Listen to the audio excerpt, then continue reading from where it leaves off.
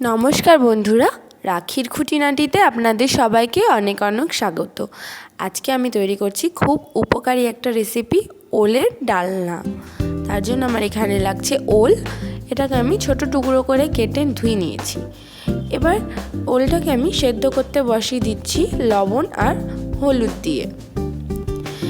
এবার আমি কড়াইয়ে তেল গরম করে নিচ্ছি আর দিয়ে দিচ্ছি 2টো কাঁচা লঙ্কা আর দিয়ে দিচ্ছি 5 ফোড়ন।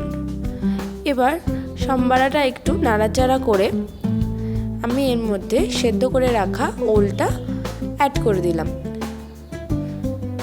এটাকে আবার একটু মিক্স করে নিচ্ছি। এবার এর মধ্যে আমি লবণ দিয়ে দিলাম পরিমাণ মতো।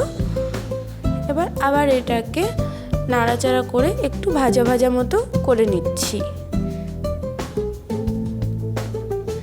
এবার আমি এর মধ্যে পরিমাণ মতো জল দিয়ে দিলাম আর এবার এটা ফোটার জন্য রেখে দিচ্ছি।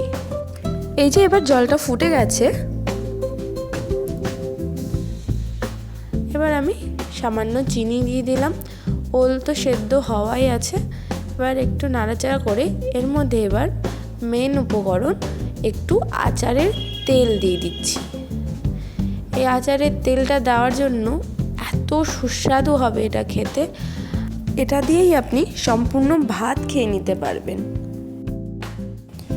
দেখুন কি সুন্দর হয়েছে, খেতে খুব সুন্দর আর খুব উপকারী। আপনারা অবশ্যই এইভাবে একবার আমার কথা শুনে ট্রাই করে দেখবেন। কেমন লাগলো আমাকে কমেন্ট করে জানাবেন। আর একটা ভালো লাগলে লাইক করবেন, সাবস্ক্রাইব করবেন। ধন্যবাদ।